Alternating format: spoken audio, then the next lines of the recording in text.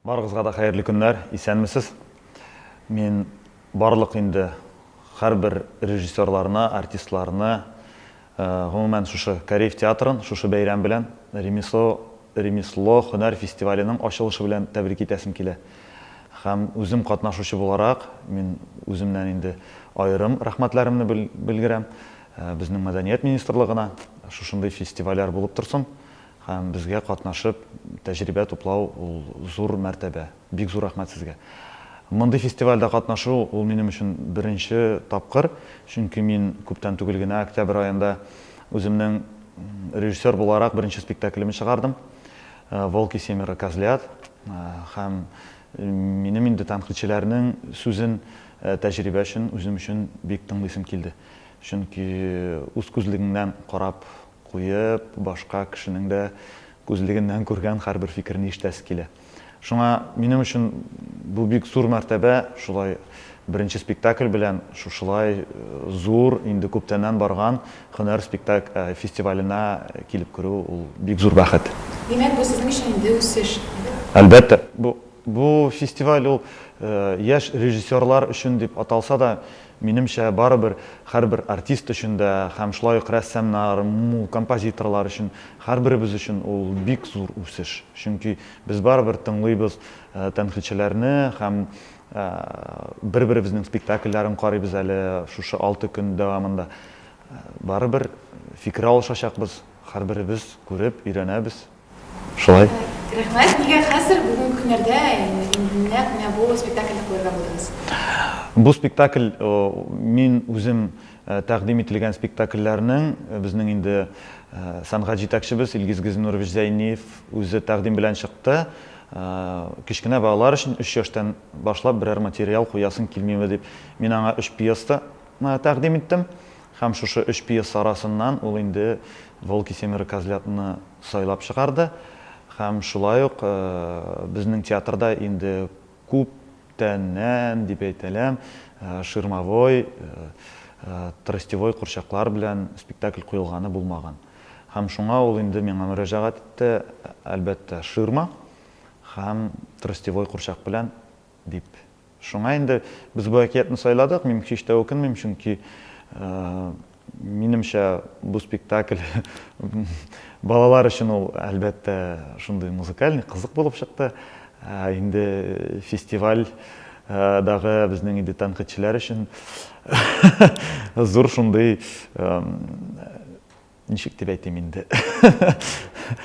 Тәнкыйтьләргә зур савыт шундый аларга шушы спектакльне тәнкыйтьләр өчен фикерләр алышу өчен зур урысча әйткәндә повод. Бу фестиваль өчен махсус куелган спектакль түгел. Ул балалар өчен һәм балалар өчен куелган спектакль белән фестиваль өчен куелган спектакльләр аерылалар. Кайбер режиссерлар, шундый зур режиссерлар, шушлай касс өчен, балалар өчен куелган спектакльләрне тәнкыйтьчеләргә күрсәтергә ярамый диләр. Чөнки балалар өчен куелган шундый гади, примитив спектакльләр аларга бик ошамый. Әлеге фестивальдә катнашу сезнең өчен нәрсәдер аңлатамы, сезгә нинди үсеш бирәме? Шәхсән мин гел шундый фестивальләр өчен, чөнки пресс-конференцияда Ниязов әйтеп китте. Хәзер Әлмәт күп алтын битлеккә чыкты. Тагын театрлар менә чыга шундый.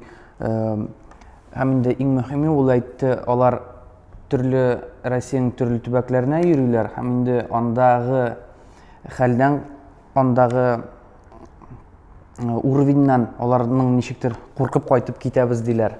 Һәм инде менә бүгенге көндә Татарстанда шундый театрның шундый уровеньда булуы, менә шул фестивальләр аркасында бер өлеше шуңа күрәдер дип уйлыйм. Чөнки шул фестивальләрдә ул бәлки ул фестиваль менә хәзер бер атна уза ул, ләкин бәлки аның результаты, ничектер нәтиҗәсе күзгә бәрелеп күрелмидер бер атна эчендә.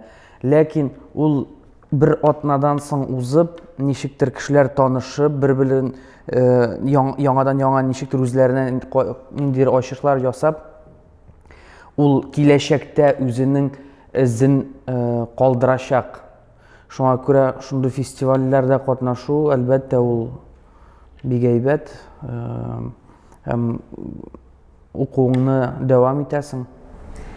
Әлеге фестиваль яшь режиссерлар өчен дип куелган әйбер, оештырылган әйбер. Ул күбрәк ничек сезнеңчә, ул күбрәк йогынты ясый актерларга, режиссерларга? Бу бөтенебез дә актерлар да, режиссерлар да бер әйбер белән шөгыльләнәбез, театр белән. Шуңа күрә ул артистлар өчен үз ягыннан һәм инде режиссерлар өчен дә икенче яктан булышадыр дип уйлыйм. Үзенчә һәрбер кешегә теге алай аерып әйтеп булмый, чөнки без барыбыз да художникларга да ниндидер тәҗрибә була, ул художниклар килсә инде.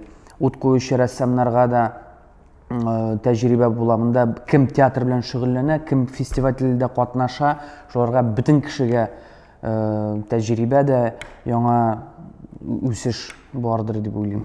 Сез быелны күптән түгел Кушалым дигән премьера чыгардыгыз. Бу премьера фестивальдә катнаша. Нәкъ әлеге материалны алырга булдыгыз күрү Чөнки шундый яңа формада эшләп карыйсым килде, шуңа күрәдер. Демәк, бу тема сезгә ничектер бик кагылышлы, ничектер сез аны якын күрәсез, ничектер аның актуальлыгы? Әлбәттә, спектакль куйганда ул тема ничектер үзеңне тетрәндергә тиештер. Салкын борның белән темага кагылып булмыйдыр дип уйлыйм.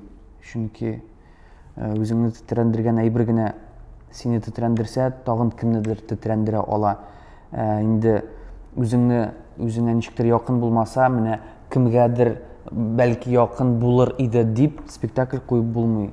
Алай куйсаң, ул сине дә һәм син уйлаган өченче кешене дә тимәс һәм тетрәндермәс. Соңгы сорау, яшь режиссерларга һәм танылып килүчеләргә ниләрне теләк итәсез? Беркайчан да укудан туктамаска, үсештән туктамаска.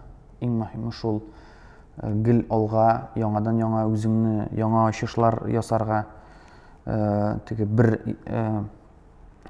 юлдан гына йөрмәскә, төрле юлдан барып карарга, курыкмаска. Шул теләгем.